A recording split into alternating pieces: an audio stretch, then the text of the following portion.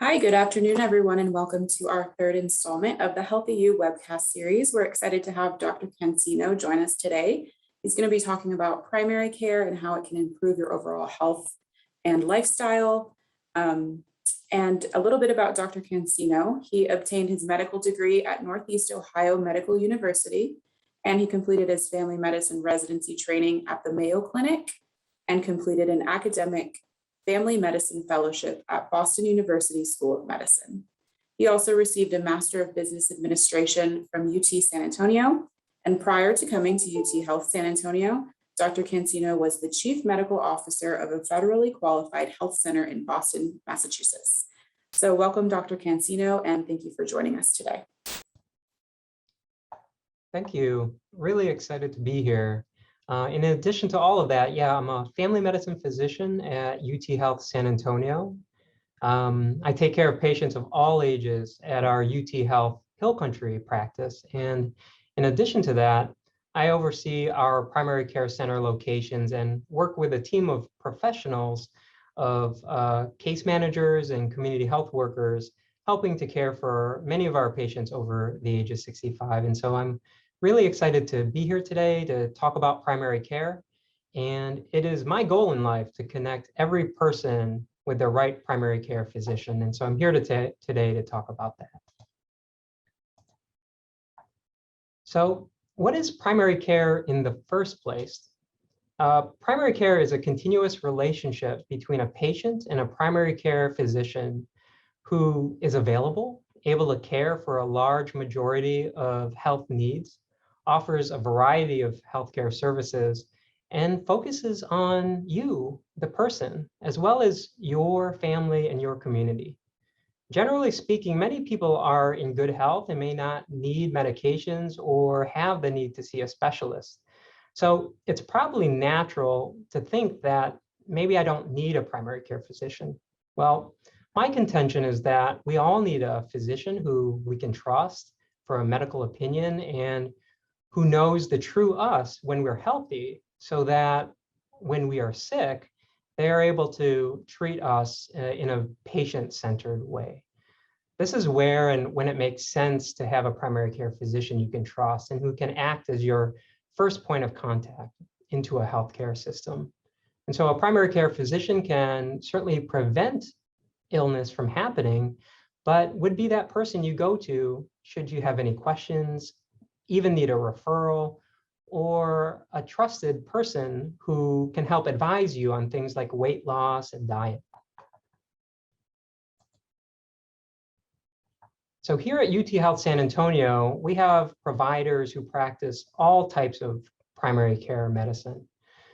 After people go to medical school, they choose extra training in different primary care specialties.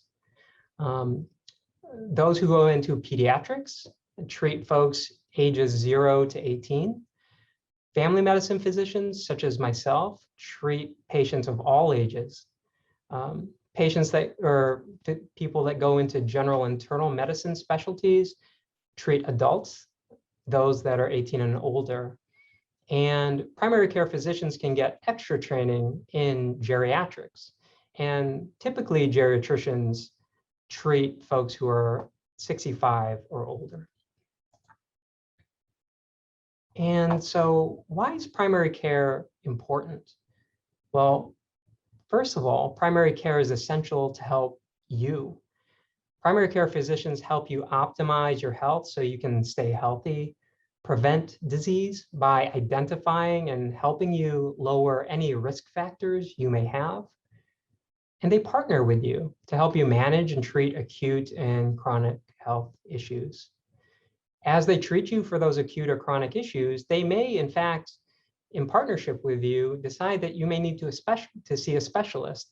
So they may send a referral to a specialist to get you some care as well.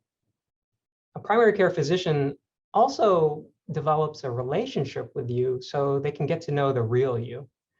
And this also includes, talking to you about your family history, as well as your current medical issues to help personalize the care you receive and perhaps even save you time by answering questions that you have about your own health, both physically and sometimes even mentally or psychologically. And as we age, our lifestyle and our health needs change too. So does the perspective you may need on your own health, and a primary care physician can really help guide you as you age as well. And lastly, evidence has shown that primary care physicians increase the health of the community at large. They prevent illness and death throughout the community and do this by promoting prevention, such as cancer screening and vaccinations to all people of all races, incomes, and backgrounds.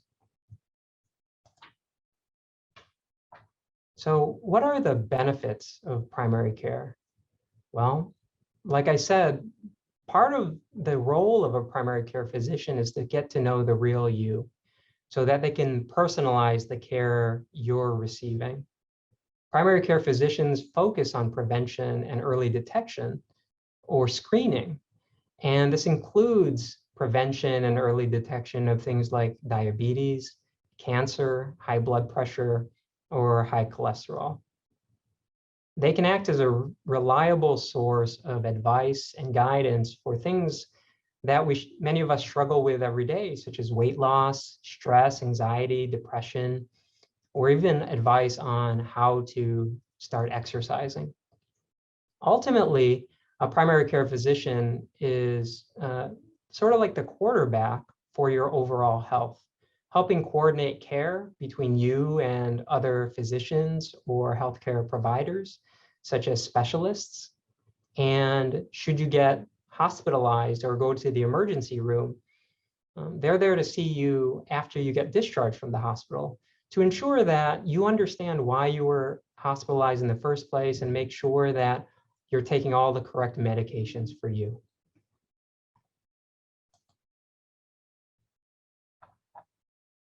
Primary care physicians can also save you time and money. One of the things that we focus on in primary care is prevention, including preventing patients who don't need to go from going to urgent care centers or emergency rooms where perhaps they are being seen for issues that a primary care physician can help manage, and at the same time allow you as the patient to be managed by someone who actually knows your entire health history. Oftentimes when you see a new doctor, you have to spend a lot of time explaining your past medical history. But if you see your primary care physician for those types of things, you don't need to do that, because as long as you've been seeing them regularly and have been open and honest with them about your medical history, you don't have to rehash that every time you see them, because oftentimes they remember that and document that in the electronic health record. At the same time, primary care physicians can help you avoid unnecessary specialist visits or testing by helping you find the answers that you're looking for much sooner. They certainly will bring in specialists if they feel it's needed, or you and they both feel it's needed. But it could save you some money as well, because oftentimes specialist copays are more expensive than primary care copays. In addition to all of that, because primary care physicians focus on prevention, oftentimes insurance companies will allow you to see primary care physicians for free if you're having preventive appointments with them. This includes physical exams and annual wellness visits. This also includes procedures for recommended cancer screenings, which are usually age-specific. So what I want to do is sort of go over a few real-life examples of things you should be thinking about in terms of when is it a good time to see a primary care physician.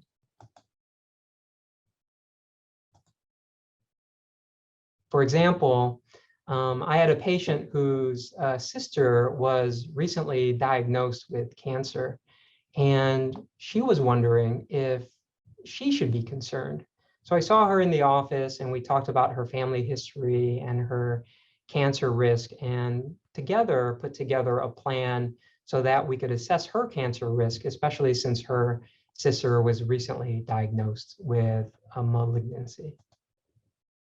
Or what if you're over the age of 65 and you're wondering about whether or not you have a risk for a heart attack or stroke, and you're due for what's called an annual wellness visit, and you want to know what that is. We often see patients over the age of 65 for annual wellness visits in our clinic. And those are great visits where you're able to spend time with your primary care physician talking about things that are important to you at that stage of life, especially your quality of life, how often you're able to exercise, and future plans of care for yourself and your loved ones. Or what if you want to quit smoking and you've tried all the over-the-counter medications that you know are available, and you are concerned that maybe you're at risk for lung cancer because you heard that smoking puts you at risk for such things. Primary care physicians are really great at understanding and being able to communicate someone's risk for cancer in those types of situations. Or something that happens quite often, what if you want to lose weight and you just don't know where to start? Primary care physicians, because we know that being overweight can lead to a lot of other healthcare issues, do a lot of thinking and studying about the most up-to-date treatments and modifications of lifestyles that can really help folks be successful at losing weight.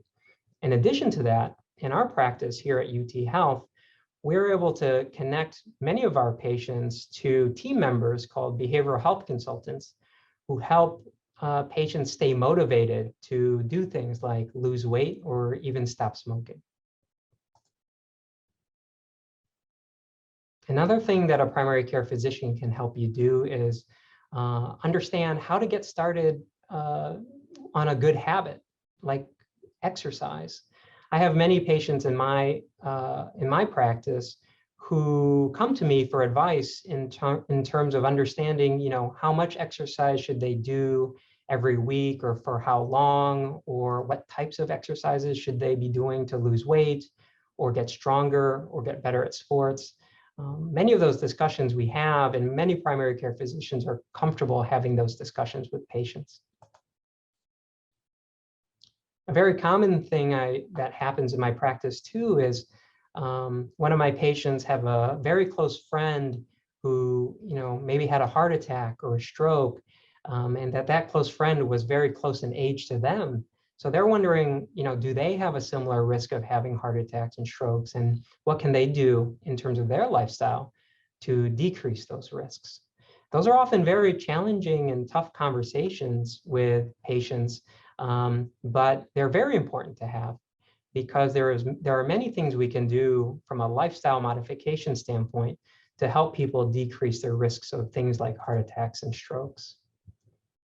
Or what if you keep seeing commercials about new medications? For example, I sometimes have patients come to me who see commercials about new medications for diabetes, and they wonder whether or not, based on their age and their risks, whether or not they should be on those new medications. And so we have great long conversations about the risks and benefits of the different types of diabetes medications that are out there.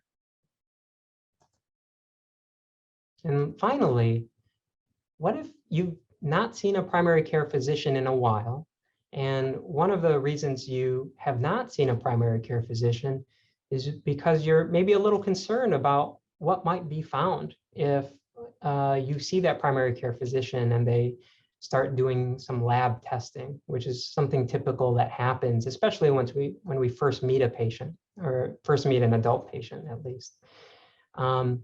What I want to communicate to you, if you fall into that group, is to still schedule and meet with a primary care physician, but communicate your fears about why you haven't seen a primary care physician in a while.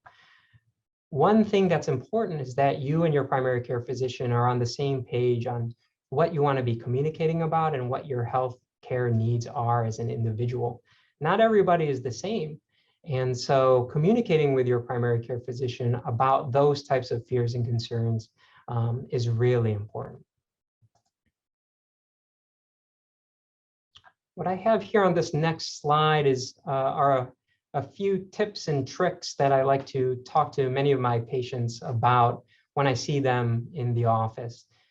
As you can imagine, many patients come to see me and want to talk about things like diet and exercise, mental well-being, creating a work-life balance, and sleep.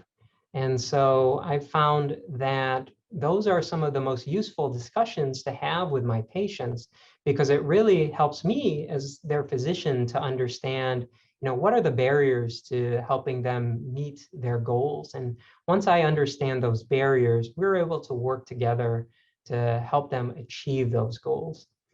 I won't go through all of these, but maybe I'll sort of touch on a few. In terms of diet and exercise, one of the things I talk to my patients about is that if your goal is weight loss, much of the evidence suggests that both diet and exercise are necessary, but that your diet can impact your weight much more effectively if you change it than increasing the amount of exercise you do. Some patients, learn to read food labels, just tracking the amount of calories that they're eating per day.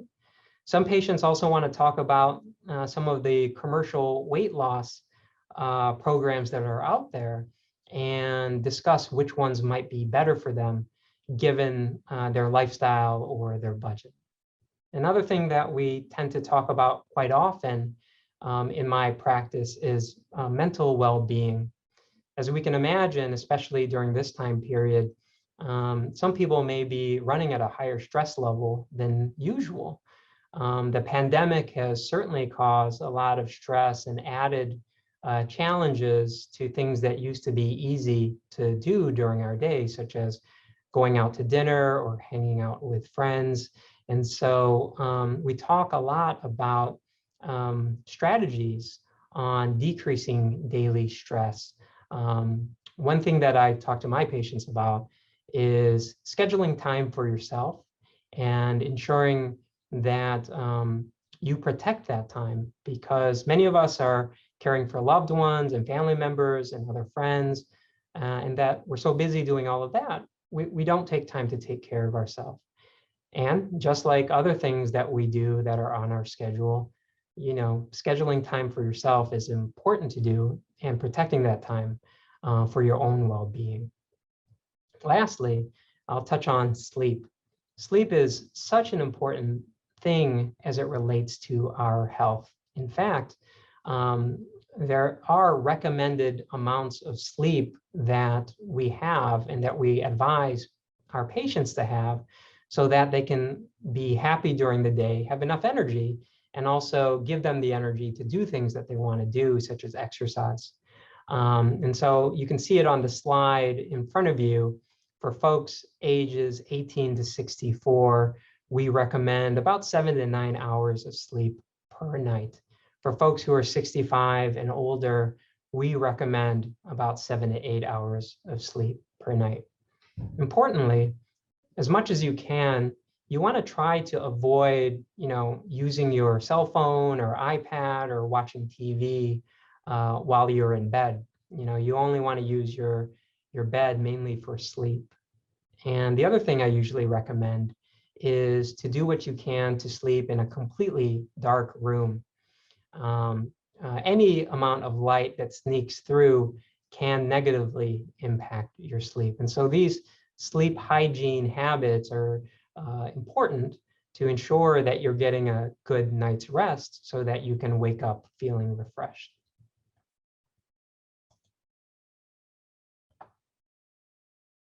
One thing I like to communicate to many of my patients is that your relationship with your primary care physician, or any physician for that matter, is a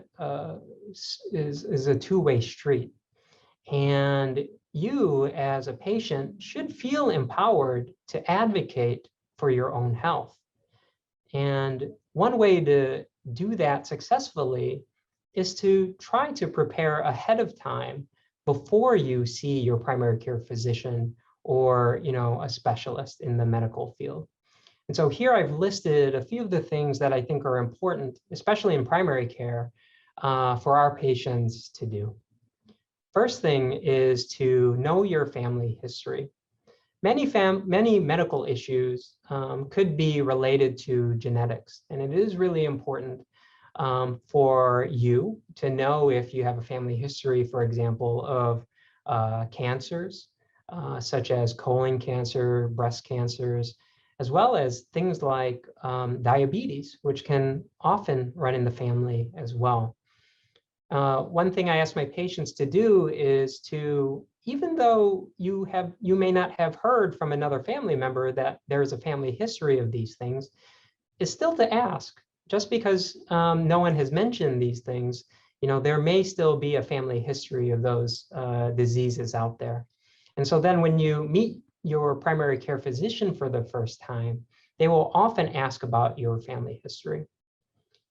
The second thing I ask of my patients is that, I want them to be honest, especially when you meet a primary care physician for the first time. Try not to present your ideal self. I would say make your ideal self the goal and communicate that. But honesty with your primary care physician is really going to allow them to help you in the best way possible. One thing to note also is that the information you share with your primary care physician, for the most part, is protected. And so your primary care physician will not share that information outside of that room. Secondly, sometimes, your health habits, such as how much alcohol you drink during the day or how much you exercise per week, those things could be good key points to state to your primary care physician that can help them craft your care plan much more specifically and tailor them to you. Thirdly, bring your previous medical record to your new primary care physician. This is really important because it allows your primary care physician to know what has happened in the past in terms of evaluating you for things that may still be medical issues for you. For example, I had a patient who I saw for the first time and had, a chronic abdominal pain. I needed to review the records from his previous physician because I didn't want to order repeat tests and put that particular patient through all of those tests all over again. And so by being able to review that patient's previous medical history, I was better able to tailor our assessment of his abdominal pain much more to that person's needs. Next is bring medication bottles from home to all of your appointments with your primary care physician. And this includes over-the-counter medications as well as herbal medications that you may be purchasing from a health food store or the supermarket. The reason we want you to do that is because, number one, some over-the-counter medications or herbal medications can interact with other medications you're taking, and you may not realize that.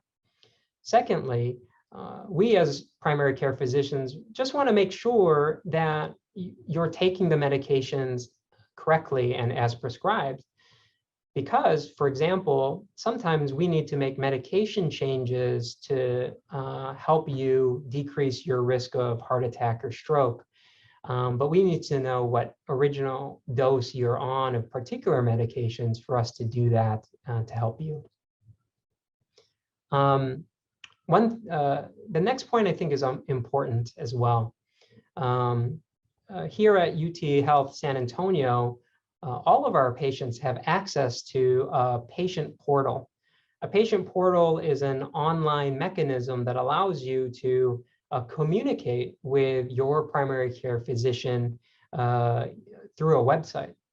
And that allows us to communicate with patients about test results, about referrals, or also to answer non-urgent medical questions for patients. It's important for you and your primary care physician to decide whether or not this is the best way that you would like to communicate with them. I have many patients who still would like a phone call from me if a test result is abnormal, rather than hear about it through a message through the internet, for example. In addition to that, sometimes patient portals can be a little bit confusing to navigate for the first time. So here at UT Health San Antonio, if that's the case, we're able to connect our patients to resources to help them better navigate the patient portal, which, once you get the hang of it, can be quite convenient. Next is write down questions and work with your physician to prioritize your health concerns. I can't tell you how many times I'm in the office and I ask my patients, do you have any more questions or anything else you want to discuss? And, there's a question sort of at the tip of their tongue and they can't remember it, but it was probably really important to them because they really wanted to ask it, or at least they had planned to. So do yourself a favor and avoid that from happening, and just write down the questions before you see your physician, so that you have those questions at hand when you're in the office with him or her. Next point I think is also important. Be upfront about particularly great or poor experiences with prior physicians. Like I said at the very beginning of this talk, it's my goal to convince people that they should all have the right primary care physician for them. Sometimes that doesn't work out for one reason or another, but I think one thing your new primary care physician might want to know is what made a previous relationship with a primary care physician so great, or also maybe so bad. Trust me, the primary care physicians I know are really, want to help you. And one way that that's going to happen is that everybody's on the same page in terms of what makes a good relationship. And you as the patient can help us define that, but it's hard for us to know what you would like unless you communicate that with us. So some things to ask about, either in your first or your second primary care appointment. Many of these things I covered in a previous slide. Make sure to ask about your diet and whether or not it's the right diet for you. Ask about your exercise frequency and intensity. Ask about whether or not, given your age or your family history, you should be undergoing any specific evidence-based cancer screening. And especially if you're part of our older patient population, or if you have a strong family history of such, make sure to ask about your risk of developing heart disease now and into the future. Primary care physicians do a lot of thinking and studying about all of these aspects of health, both from a prevention standpoint and also from a treatment standpoint. And so most family or primary care physicians are well-versed at having really great discussions about these topics. So be sure to ask about them. Next is ask questions about your test results. Your primary care physician will often and sometimes likely decide that some blood tests are necessary to get more information about your health. And you may receive those test results on a patient portal and maybe not necessarily understand what all those test results mean. It's important to ask your primary care physician what those test results mean so that you can understand too. I usually tell my patients, the more they can understand about, what I'm doing for them or on their behalf, the more they can understand what questions to ask and how to help themselves in terms of their own health. And lastly, be open-minded. A physician, especially a primary care physician, is really there to help you. And so they're going to take all of the information you give them and all of the information from previous physicians and other tests and give them, their evidence-based opinion. And that opinion may be exactly what you're thinking, or it might be surprising to you. If you develop a strong relationship with your primary care physician, then it's just a conversation about what the next best step is for you and your health. And really, at the end of the day, what we're looking for is for you to be able to say on December 31st, right, that you're much more healthy than you were on January 1st. And a partnership with a primary care physician, I believe, can help get you there. We are so excited about our growth in primary care here at UT Health San Antonio. And so what you see in front of you here are all our primary care locations. We have multiple locations throughout the city, and am excited to announce today that we'll be opening a brand new location in early 2022 called UT Health de Zavala. And this location will have both primary care and many specialists as well, working in partnership with primary care to help take care of many of our patients. In our primary care locations, we have family medicine physicians, general internists, pediatricians, as well as geriatricians, all who are academic primary care physicians looking to help you with your health. We do visits both in person and via telemedicine on video, kind of just like this.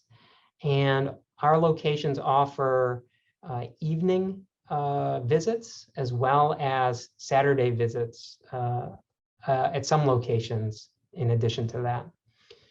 What many people don't know too is if they have a primary care physician here at UT Health San Antonio, we have a provider on call 24/7 for them. That means if someone calls trying to reach me or our practice on a Saturday morning or a Sunday evening, they'll get our on-call service, and if it's a medical issue, be transferred to a provider to help them through that medical issue.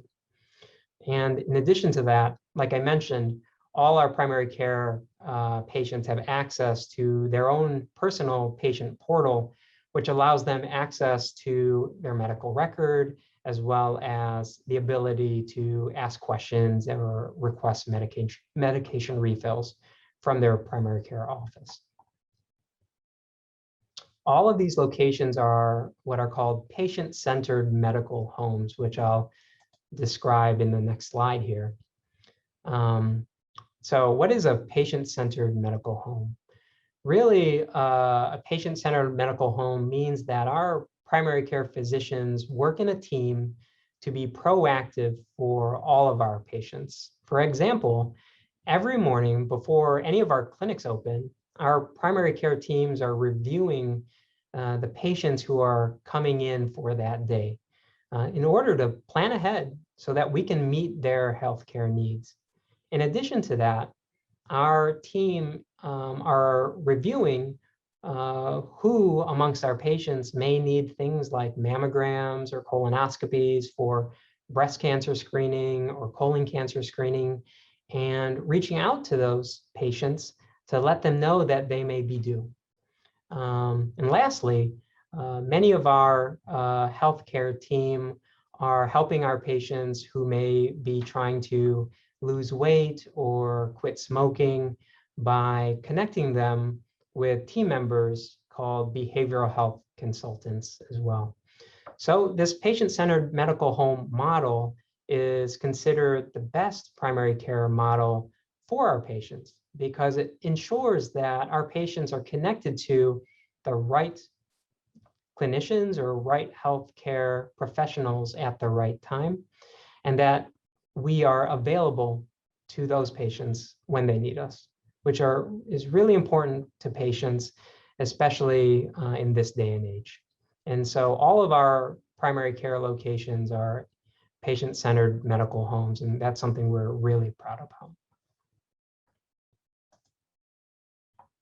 And so I think what I'll do now is answer some questions that have been forwarded to us here. So let me stop sharing screen here and start answering some of your questions. And thank you everybody for submitting your questions to us. We're really excited when folks do that on these webcasts. So question here from Carla. How can you build a trusting relationship with your doctor when you don't see them often? And how do you get a second opinion?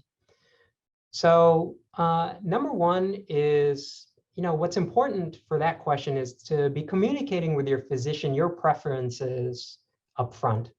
And just like any other relationship, I think it's important that you consider discussing with your physician the fact that you want to have a primary care physician who you can trust, and what that primary care physician can do for you so that they can gain your trust. And honestly, that's just like any relationship with any person we have in our lives, right? The second thing is consider planning to see your primary care physician more regularly. I like to see my patients at least twice a year. And if my patients are over the age of 65, I like to see them about 3 to 4 times a year. And this isn't just when they're feeling acutely sick. I like to see them when they're feeling healthy, because then we are able to use those appointments to talk about other things that may be important to them, such as exercise or weight loss or trying to quit smoking, those types of things. If you're thinking of getting a second opinion in terms of you may, your primary care physician may have suggested one thing and you would like to hear the thoughts of another, my recommendation there is to go ahead and see another primary care physician and ask the same question. I think every physician just really wants you as the patient to get the care that you need, especially the right evidence-based care. But you as the patient really need to sort of trust that that's the best option for you. So I would say, yeah, go ahead and get a second opinion, especially if it means that once you hear, those opinions, you'll make that decision that's right for you.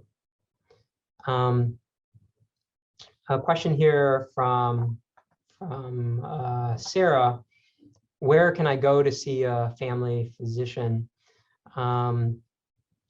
Yeah, I mentioned all of our locations at the previous slide, and actually all of those locations have family physicians. We have one practice that is specifically for our patients 65 and older. That's our geriatrics practice. But all of those other practices have family physicians and have availability for appointments. So you can schedule that by requesting an appointment either online or calling in to schedule based on where you live. My recommendation is that you find a primary care physician that's easily accessible for you. That also means, close to your home. So, hopefully, Sarah, we have a primary care physician close to you. Another question here from Gerarda: are there geriatric specialists available? The answer to that is yes. We have geriatricians at 2 of our practices currently. We have geriatricians at our Mark primary care practice, which is at the medical center, and then at our geriatrics and supportive care practice as well. I have a question here from Eula. When can people over 75 get a 3rd COVID-19 vaccination? Oh, that's a great question. So UT Health San Antonio follows CDC guidelines in terms of really anything we do.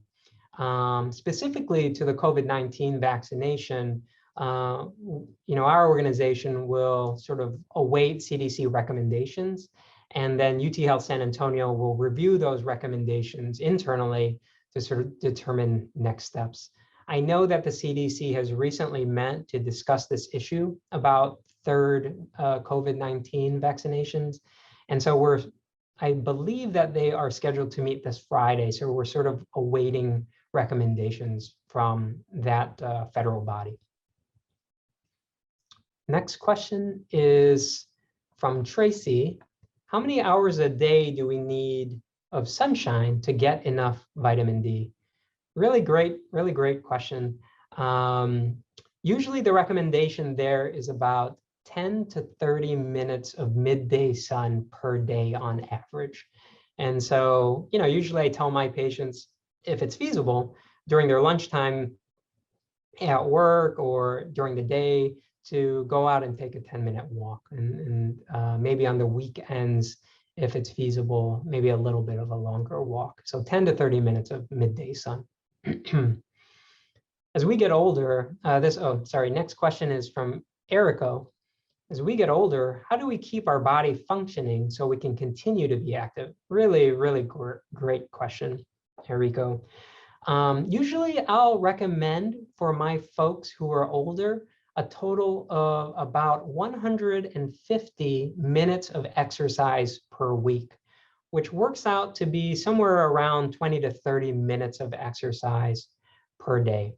And so, depending on your age, that exercise may mean different things, but a brisk walk or jog is usually enough. At the same time, especially as we get older, our physical health is certainly important, but so is our brain health as well. So usually what I'll recommend for my patients is to get 20 or 30 minutes of exercise, like walking or jogging, for your heart health, but then also 20 or 30 minutes of brain focusing activity, like doing crossword puzzles or word find or even Sudoku, to keep your mind nice and strong as well. Next question here is from Stephanie. How can our primary care doctor help us best with preventive care? Really good question, Stephanie. I think I touched on that. Primary care physicians are experts at preventive care. Many primary care physicians focused on preventive care either during residency. Some primary care physicians have actually done extra training on preventive care as well. So any primary care physician can meet with you and help you assess your risks for heart disease, cancer, stroke, or diabetes. Important for your primary care physician to know in that conversation, though, is your current lifestyle, your past medical history, and then, as we've discussed earlier, your family history as well. Another question here is from Evangelina. How can we develop a good relationship with our primary care doctor if the system is designed for us to see mid-levels? It's a really good question. Mid-levels, the term mid-levels usually refers to nurse practitioners and physician assistants who often help support primary care practices. And mid-levels are great. They really, just like primary care physicians, can be very patient-centered and focus on health outcomes of individual patients. I'm not quite sure, Evangelina, the setup of your primary care physician's practice, but usually what I say there is to communicate to your primary care physician that you would like to see them more often. I think that's really important, because while the mid-level may be just as good and just as smart as everybody else on your healthcare team that takes care of you, your primary care physician, just like I mentioned, is the overall quarterback of that team. So I would communicate to your primary care team or your primary care practice that your preference is to see your primary care physician more often, so that you can, in fact, develop that strong primary care relationship that I just discussed. Couple more questions here. Question from Raul. What are satisfactory sugar and A1C numbers for diabetic patients? Really, really good question, Raul. The answer is it depends, especially it depends on your age. For the most part, if folks are under the age of 65, we like to see satisfactory morning blood sugars under 120 and a typical A1C number being around or under 6.5. Now, for those in the audience, A1C is basically the average blood sugar over the previous 3 months. And so we like to see that number under the age of 65, or under the number of 6.5 under the age of 65. For those over the age of 65, usually we give a little bit more leeway in terms of both of those numbers. And the reason for that is because for folks over the age of 65, we find it to be just as dangerous to have a blood sugar that is too low as it is for a blood sugar to be too high.